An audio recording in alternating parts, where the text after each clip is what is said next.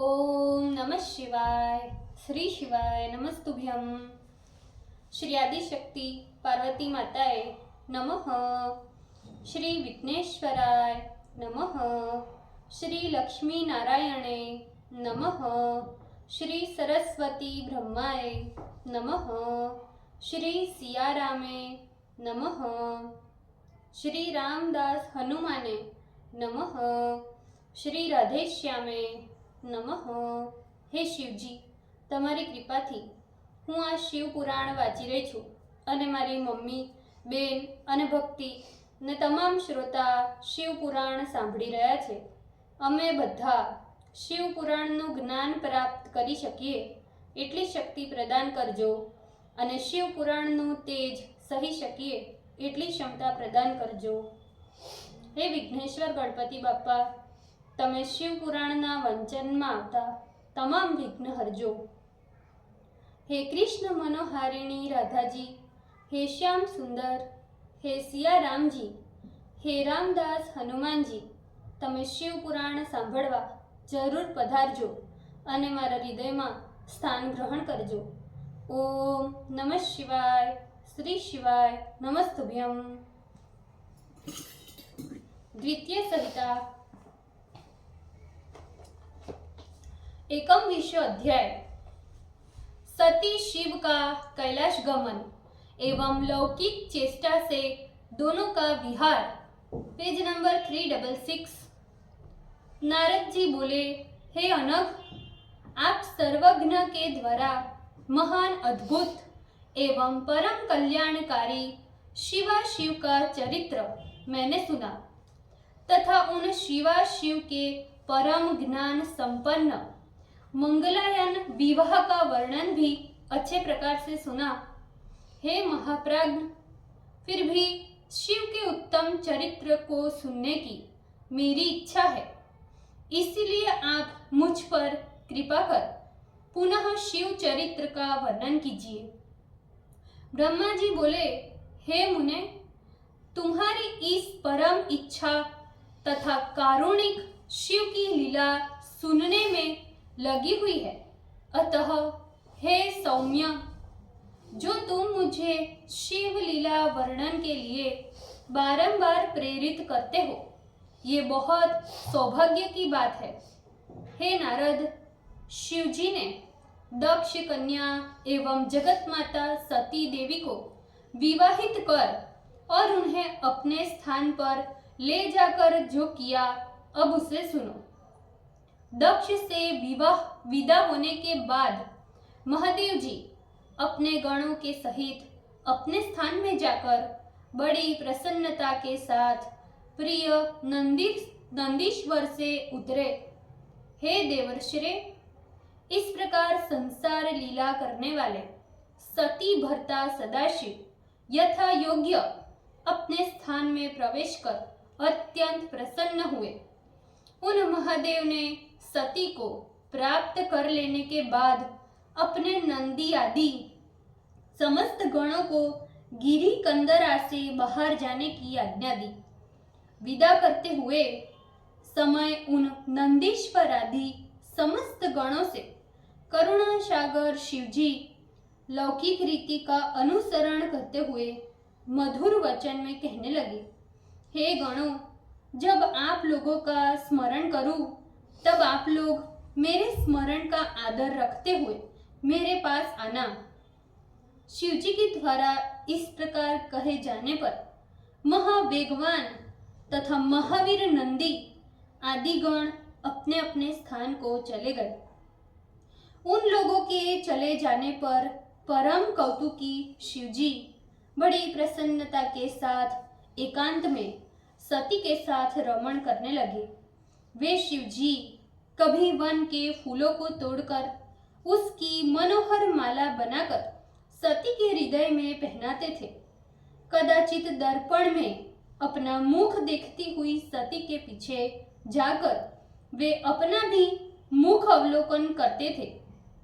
कभी सती जब अपने कुंडलों का मार्जन करती तब स्वयं शिवजी उन कुंडलों को बार बार उद्दीप्त कर उसे सती के कानों में बांधते तथा खोलते थे। कभी वह भगवान शंकर स्वभाव से रक्त वर्ण वाली सती के चरणों को देदीप्यमान लाक्षारस के द्वारा रंग कर उससे अत्यधिक राग युक्त बनते थे।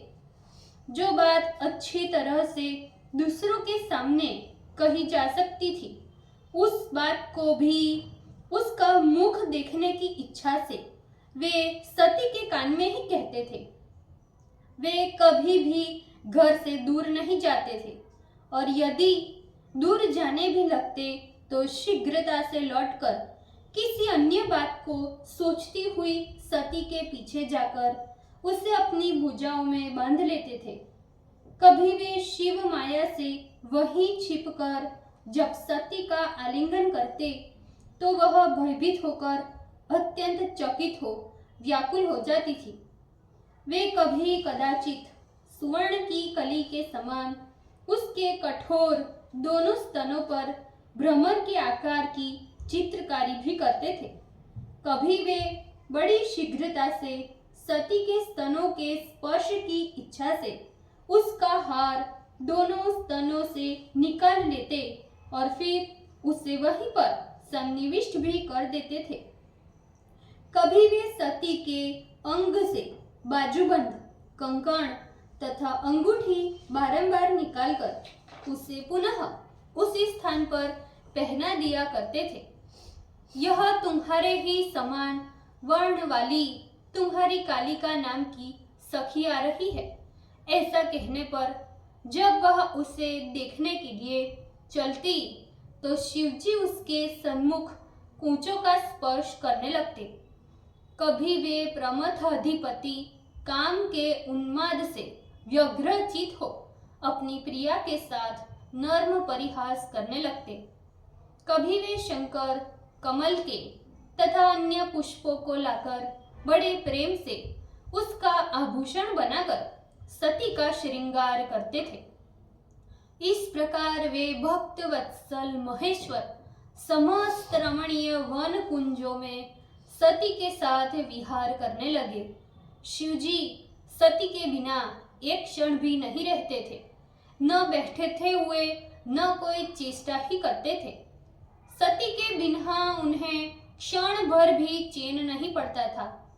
इस प्रकार कैलाश पर्वत के प्रत्येक कुंजों में बहुत दिनों तक विहार करने के उपरांत वे पुनः हिमालय पर्वत पर आ गए और वहां अपनी इच्छा से उन्होंने काम का स्मरण किया। जब काम शिव के आश्रम में प्रविष्ट हो गया तो उसके साथ वसंत भी शंकर का अभिप्राय जानकर वह अपना व्यापार प्रकट करने लगा। सभी वृक्ष तथा लताएं पुष्प से समन्वित हो उठी।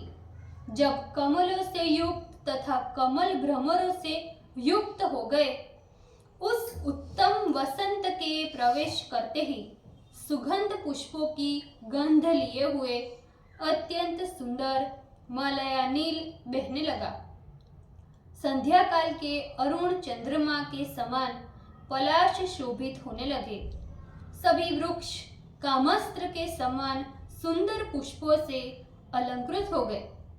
तड़ाकों में कमल पुष्प शोभित होने लगे। इस प्रकार सुंदर मुख वाली वायु की अधिष्ठात्री देवी सारे संसार के मनुष्यों को मोहित करने के लिए उद्वत दिखाई पड़ने लगी। उन शंकर के समीप नागकेशर के वृक्ष अपने सुवर्ण सदवश पुष्पों से कामदेव के मनोहर ध्वजा जैसे प्रतीत होने लगे।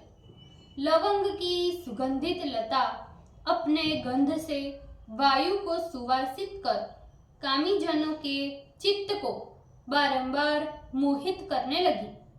मनोहर मंजरी से युक्त देदीप्यमान अग्नि के समान आम के वृक्षों पर तरह तरह के पक्षीगण शब्द करने लगे, जो कामदेव के बाणों से तप्त तथा काम से व्यक्त मदन के पर्यंत लिप्त जैसे प्रतीत हो रहे थे। ज्ञान के उदय से प्रसन्न हुए मुनियों के मन के समान फूले हुए कमलों से युक्त निर्मल जल शोभा पाने लगे। सूर्य के किरणों के संपर्क से तुषार का गिरना बंद हो चुका था तथा जल ही जिनका हृदय है ऐसे कमल स्पष्ट रूप से जल में दिखाई पड़ने लगे। रात्रि में तुषारपात नहीं होता था, अतएव तुषार से रहित रात्रियां चंद्रमा से युक्त होने के कारण अपने प्रियतम के साथ सुशोभित होने वाली स्त्रियों का जैसे प्रतीत होने लगी थी। उस वसंत काल में महादेव उस पर्वत के निकुंज तथा नदियों में सती के साथ बहुत काल पर्यंत स्वच्छंदता से रमण करने लगे। और हे मुने, उस समय दक्ष पुत्री सती भी महादेव जी के साथ शोभा को प्राप्त हुई। शिवजी को सती के बिना और सती को शिवजी के बिना क्षण मात्र भी शांति नहीं मिलती थी। शिवजी की मन कांता सती भी संभोग काल में शिव के अंग में लीन होकर उन्हें संभोग के रस का पान कराती हुई जान पड़ती थी। शंकर जी भी नवीन नवीन पुष्पों की माला अपने हाथों से बनाकर उससे सती के अंगों को शोभित करते हुए नवीन नवीन मंगल कर रहे थे। शिवजी वार्तालाप काल में उसकी ओर अपने वीक्षण तथा हास्य से सुंदर पति के समान अपने ज्ञान का परिचय सती को देते थे। सती के चंद्रमुख के अमृत पान से शिवजी का शरीर आनंद से निमग्न हो जाता था। उन्हें सती के प्रेम में अपनी विशेष अवस्था का कभी स्मरण भी नहीं रहता था।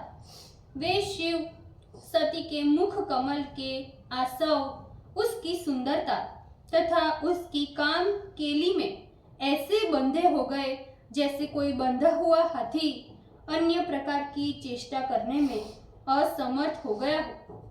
इस प्रकार से महेश्वर हिमालय के कुंजों में उसके सानुओं तथा गुफाओं में सती के साथ रमण करने लगे। ऐसा करते हुए उनके देवताओं के वर्ष परिमाण के अनुसार 105 वर्ष व्यतीत हो गए।